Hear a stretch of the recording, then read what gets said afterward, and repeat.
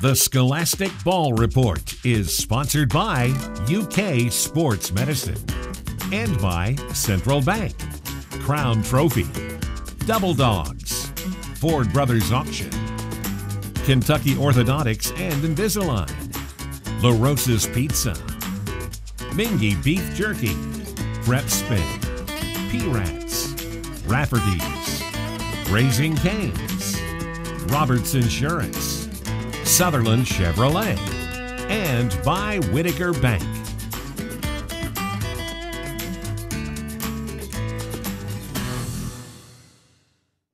Hello and welcome into the Scholastic Ball Report. I'm BRIGID DEVRIES, your guest host for this week's show, sitting in for Gary Ball. And as always, we have a great show for you this week. We'll have a feature from WKYT from around the state. The Crown Trophy Scholar Athlete of the Week is Hayden Smith, a baseball player from West Jessamine High School, an excellent student in the classroom. The Roberts Insurance Team of the Week is Frederick Douglass Baseball Team. And from Nicholasville, we have the Sutherland Chevrolet Drive of the Week. They'll take you on down the road for some great high school sports action. Special treat this week from UK Sports Medicine, Rob Ullery is going to talk about the UK Sports Medicine Comeback Athlete of the Year, a great surprise. But we know what you want. You want the best high school highlights in the state of Kentucky, brought to you in Game Time by Lee K. Howard and Brian Mallum. 10th region champion GRC looking to get to the semifinals for the first time since 1990, but the Cards had their hands full against top-ranked E-Town. Elizabethtown started hot. The Panthers get the ball ahead to Jaquise Franklin, who lays it in 6-0 E-Town. The Cardinals would start to settle in. Aiden Sloan is left open on the wing, and he connects. Sloan with 10 points. Jerome Morton was 8 of 9 from two-point range. The drive is strong. 20-16 Panthers, but GRC is down 13 at the break. Trent Edwards was money in the third. The block on one end, and then he races by everybody for the dunk at the other. 10 points, 3 blocks, but E-Town is number one for a reason. Kaya Sherrard with the take and the lay-in. Sherrard with 13.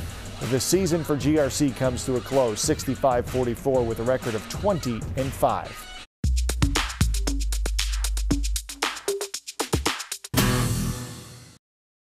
It's been a memorable season for these high school basketball teams, each taking on the toughest opponent, the pandemic.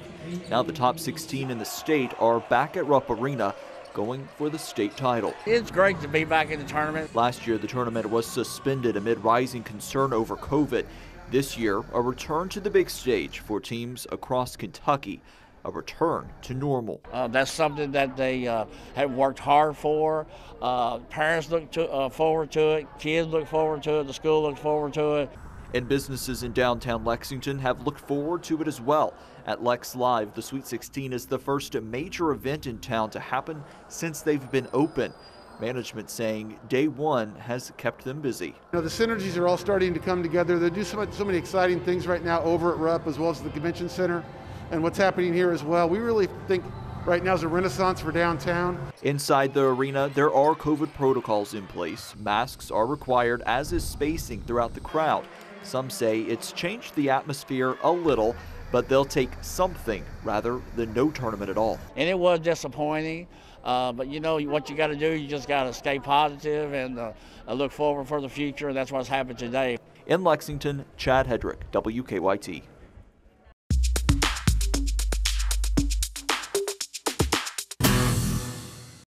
All right, welcome back into the Scholastic Ball Report. William Warfield here with you, and I'm here, Rupp Arena, and Hayden Smith going to be joining us from the West Jessamine Colts, the outstanding pitcher for West Jessamine, and so glad to have you on the show here, Hayden.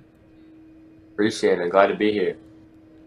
Yeah, I heard that you're having a really great season over there at West Jessamine. You got a big win against Lexington Catholic to start things out. 9 strikeouts in that particular ball game is what I've heard, but you guys and the Colts starting to do some good things already. Yeah, honestly, it was a really good start to the season. You know, it was our head coach's first official game, and we were playing for him. We wanted to give him his first win, and, you know, yeah, I pitched well, but the team played really well as a team, and the chemistry was really there, so that's good. So what's it like playing for your new head coach and doing things underneath him that, you know, maybe you're not used to, but you guys are doing a great job already this season?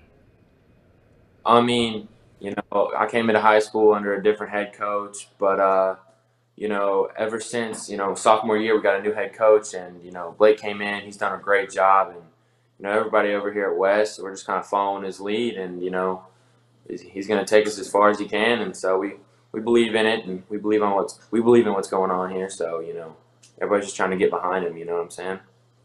What's a day-to-day for you like, you know, going out there and getting ready, prepared? For example, tonight, you know, you guys got Dunbar, but you know, what's your game plan or any rituals that you do to get ready for your games?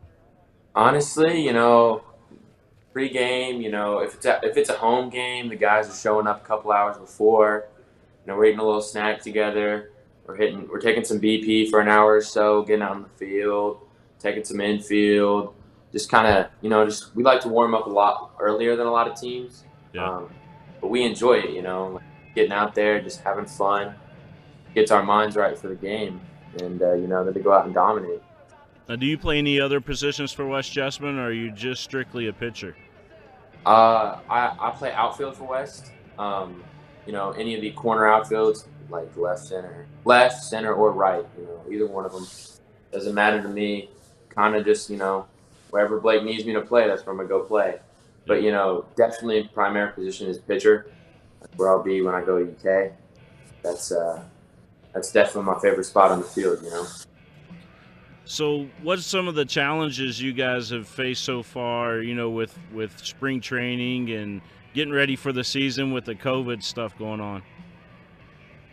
You know, last year baseball season got cut off, none of that, and that was hard. And, you know, last November we got shut down again. So really just getting reps in, and, you know, we just got a shortened schedule. But, you know, we've made it work pretty well, I think. I think we're really ready for this season. I think the only setback we really had was we're having to take it a little bit slower on the mound, less pitches, get our arms healthier. But, you know, we should be 100% here soon. You guys have certainly got a lot of people watching you all, top 10 team to start the season out with, and great pitching staff starting with yourself, and we look for big things coming out of West Jessamine, and who knows, maybe a repeat of that 2015 state title that the Colts had. That's the end goal, you know. That's we're playing for our seniors in that right, you know. One last ride for them, and you know, we're not going to be satisfied unless we make it state, you know. Let me ask you this before we let you go: is, you know, not being able to play last year, but being able to come out there and play this year. What did that mean to you, knowing that you were going to get to play this year, and everybody took the, you know, all the concerns that this COVID thing has had, and you know, really put a good plan together to allow you guys to play? I mean, honestly, it's the best feeling in the world. Just, you know, it's been like 2 years since I've stepped on a high school baseball field and got to play. And, you know, stepping out there with my childhood best friends, like, that's the dream, man. You know, it doesn't get any better than that. So, yeah, really just looking forward to what this season has to offer. Hayden Smith, you know, we look for big things out of you and the Colts, and wish you nothing but the best of success from this point forward. We'll be out at the ballpark checking you guys out. All right, much appreciated, man. All right, man. Take care and good luck the rest of the season. You too, man. Thank you. All right, back down here on the floor at Rupp Arena. I'm down there somewhere. I don't know if you can see me or not from up there, but that was Hayden Smith, the outstanding pitcher there for the West Jessamine Colts, and just glad to have him on the show here this week as our Athlete of the Week. He's our Crown Trophy Athlete of the Week here on the Scholastic Ball Report.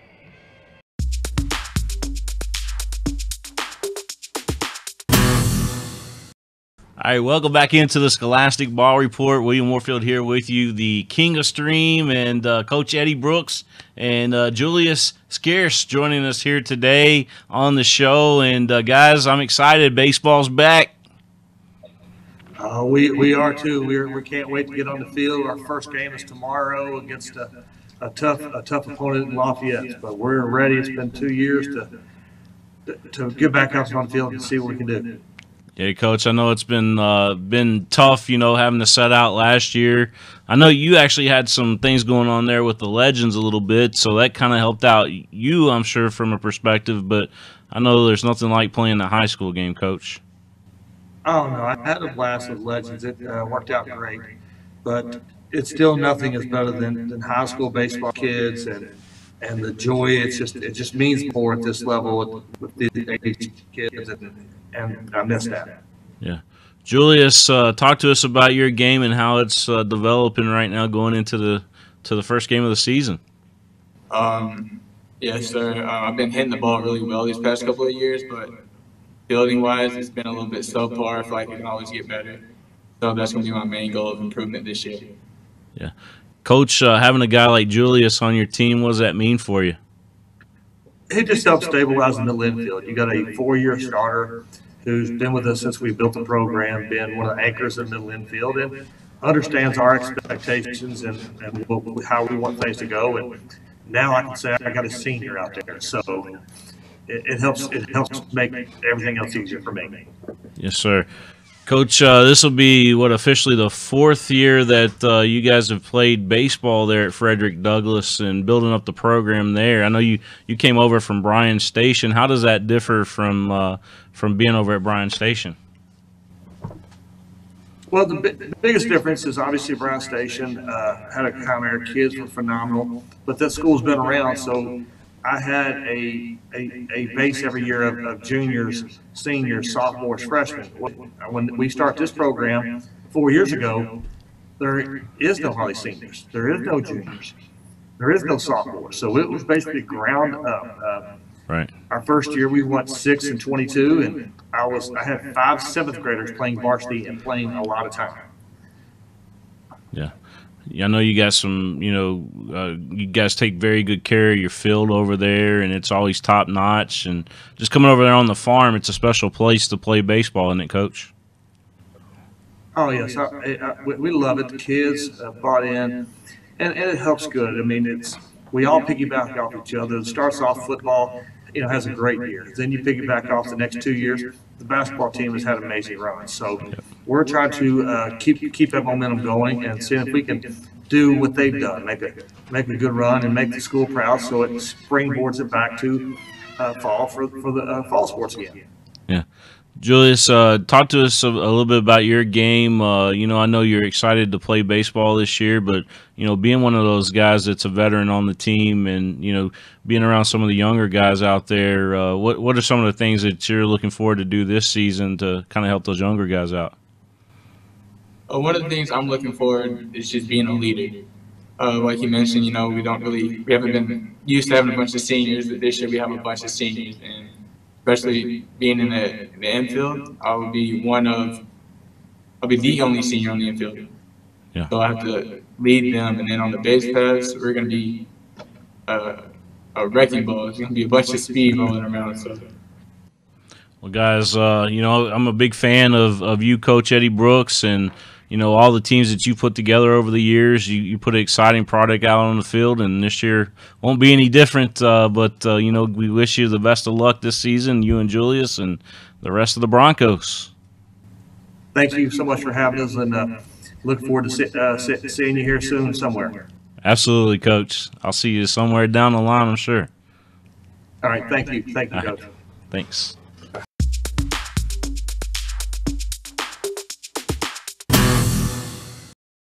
The Sutherland Chevrolet Drive of the Week comes from Wednesday night's Clark County-Oldham County game. Trent Edwards with the steal, up ahead to his teammate Jerome Morton for the one-handed finish.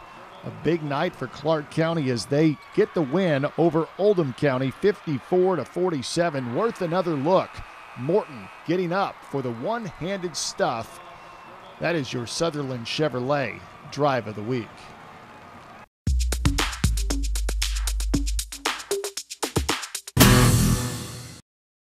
Welcome back into the Scholastic Ball Report to our UK Sports Medicine segment. Today we have Rob Ullery that's going to talk to us about some exciting news. The UK Sports Medicine Comeback Athlete of the Year. So, Rob, welcome in. Thanks, Bridget. Thanks for having me. So give us a little history about that award. So 4 years ago, when we started our relationship with the KHSAA, we came up with the idea of establishing a Comeback Athlete of the Year award. This award is presented to an athlete that has overcome some sort of adversity to return to a level of activity in a KHSAA sport. We've had a lot of great winners throughout the years to present this award to. This award is a statewide award. We've had winners from Marshall County all the way to Ashland. So this award is, we've received many, many nominations, and my committee of 5 different athletic trainers throughout the state look at these nominations and determine who they feel is the most worthwhile recipient for this award. So it works out well that we've got a lot of nominations and have a lot of eyes on these nominations to determine the winner of each year's award. And this year's award winner is a great testament of a comeback athlete and coming back to do a lot of great things. So don't keep us in suspense. So who's the athlete this year? So this year's winner for the Boys Award that will be presented Saturday night at the Boys Sweet 16 at Rupp Arena is Konar Robinson from North Laurel High School. So Connor's joining us there. And so Konar, tell us a little bit about what you've overcome to compete back at North Laurel High School. Well, beginning of the season, I got to play my second game. I was hanging out with my little brother and stuff, and we got hurt on ATV. And they told me that I probably wouldn't be able to come back and everything. And it took like 3 months, about it, like 2.5 or something like that. And it was like the last game of the state playoffs.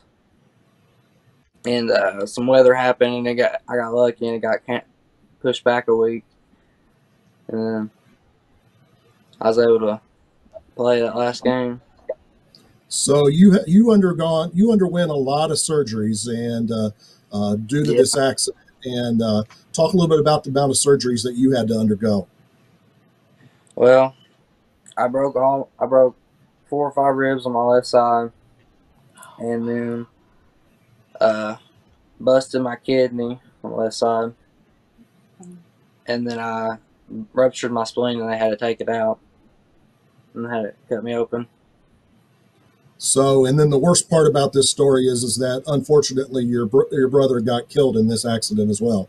How old was your brother? 15. 15.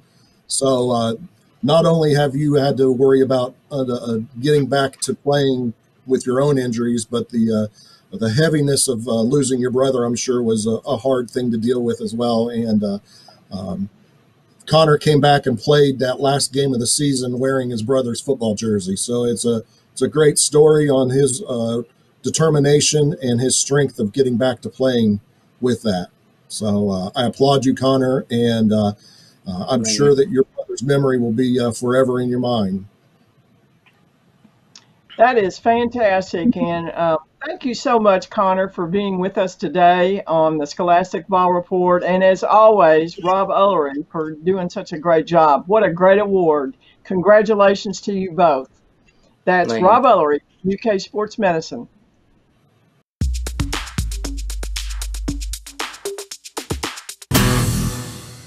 Boyle County was back in the boys' Sweet 16 for the first time since 2015. That year, the Rebels advanced all the way to the semifinal round. Last night, Boyle County attempting to do the very same. Standing in their way, though, a very talented Ashland team. The Rebels' leading scorer last night was Luke Infield. Hangs and hits for 2 of his 12 points. Boyle County with 17 turnovers last night, though. One of them leading to this, Xander Carter. And how about that for some confidence? He was 4 of 5 from 3 for 18 points. As a team, Ashland 10 of 17 from 3. Ethan Sellers a perfect 4 of 4.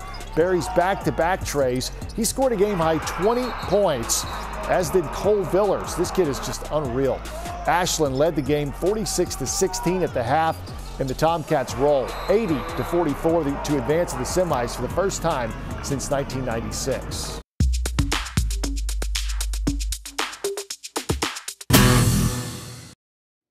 Well, that's our show for this week. Please join us next week for another exciting version of the Scholastic Ball Report. Special thanks are out there to the King of Stream, Mr. William Warfield, who does all of our video streaming, and for Joel Clace, our director. And remember, for those you see and those you don't see, you keep your eye on the Scholastic Ball Report.